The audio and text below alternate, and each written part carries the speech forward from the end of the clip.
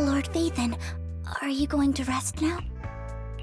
I can head back later, Vivian. You seem a bit off since we left the Hollow. If you want to talk about what's bothering you, I'm here. Sometimes it helps to get it out. I didn't mean to keep my past from you, Lord Vathan. When I was little, people thought I brought misfortune. So no matter where I went, no one wanted me around for long. Then, one day, Landon adopted me and brought me to the Exaltus. There, I met Dina, who was so kind to me, treating me like a dear sister. She told me her father, Landon, was a great man who'd one day make everyone stop fearing the Hollows, so all life could live freely inside and outside of them.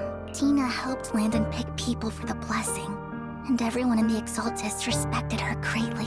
Those who received the blessing would have a better ether aptitude, allowing them to enter the Hollow freely without fear of sudden disaster. Back then, Dina would chat with me every day, always about the Exaltists and her father, but things between us shifted when Landon asked me to step in for Dina. Landon told me I didn't only bring misfortune, and that if I listened to him, I could actually help people. After that, he'd take me to meet people, and if I shed tears, he'd give them a blessing medicine. Those who got the blessing could dodge calamity. At first, I was ecstatic, thinking I could help others.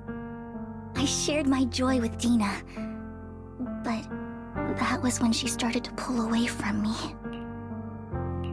Was that blessing medicine the same sacrifice serum Bringer had? Yes. To be precise, it was an early version of the sacrifice serum. Landon's medicine wasn't stable. The medicine Landon developed could boost abilities quickly, but also sped up the development of ether corruption. In the end, most people turned into ethereals, and a few became sacrifices, losing all human conscience. The ethereals were killed while the sacrifices were given to the higher-ups of the Exaltus. The Exaltists wanted the sacrifices to hold human consciousness, so Landon's medicine was seen as a failure, and he gradually lost influence within the Exalt. One day, I saw Dina, and tears streamed down my face. In a bid to save his reputation, Landon decided to let his own daughter receive the blessing. I had always thought that getting the blessing was a good thing, until I saw terror in Dina's eyes that day. That evening, I broke Landon's rules for the first time, and followed him out of the Exaltus residence. I trailed him to the Hollow, where I witnessed someone who had been blessed becoming corrupted. In the end, that person became an ethereal. Then, without hesitation, Landon killed him. Before Landon returned, I went back to the residence and snuck into his study. And there, I uncovered the truths I just told you. And just a few days later, it was time for Dina to be blessed. I wanted to save her and stop anyone else from getting deceived. So, that day, I told everyone present that Landon should be the one to receive the blessing, not Dina. At first, Landon argued, and no one believed me, but in front of them all, I looked at him and let my tears fall. Lord Landon, please accept the blessing. Vivian, you... Why won't you accept the blessing? Were you lying to us? Ungrateful fools! You have no use anymore! Liar! Run! Run! Dina! Dina, wake up! We have to go! Vivian? What's happening? Listen to me! Lord Landon's so-called blessing isn't... Father! No, I was just... Mom, I want to go home. It's got nothing to do with us. This is just what happens when you don't accept the blessing. Vivian, was this you? Dina, I just didn't want you to accept the blessing. Everyone who does ends up... I just don't want to lose my father. You knew? If you knew what he's done, you... He's my father. He's all I have. Stop being self-righteous, Vivian.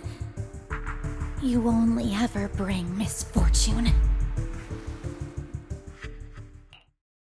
I thought once Landon was gone, Dina would leave the Exalted. I never expected her to continue his research, or that Camille would stay. Camille lost her entire family in a hollow disaster, so she's always supported the Exaltists. She's not a bad person. She's just someone searching for hope. She joined the Exaltists very early on, and even watched Dina grow up. That day, she was just so desperate to save Dina that all these years, she's been following Dina, taking care of everything out of guilt, I think. But I didn't just fail to save Dina. I trapped her. I see misfortune approaching, but I can never change its course or avoid the bad ending. Maybe I really am a bringer of misfortune. No, you're not the one causing trouble. Whatever went down with the Exaltist, it was Landon who was pulling the string. As for Dina and Camille, they knew the truth and they made their choice. The hollows and the disasters they caused took more than just their loved ones. Not all survivors cling to obsession and hatred like those two do. Lord Phaethon. You need to believe in yourself, Vivian. From what I can see, you're handling this sacrifice crisis pretty well on your own. Besides, you told me you really like who you've become. I hope that you can believe in that, at the very least. Yes, that'll always be true. Thank you for listening to my story today. Years have gone by, but I've never had the courage to face all this. Maybe Dina and I were meant to meet today, so I could finally spill it all out. It lightens my heart a little. Lord Phaethon, you truly are a wonderful listener. Not just today. Whenever you're feeling down, know that I'm here for you. I will. It's been such a long day. You must be exhausted. I'll track down the location of the sacrifice core and let you know what I find. Good night, Lord Phaethon.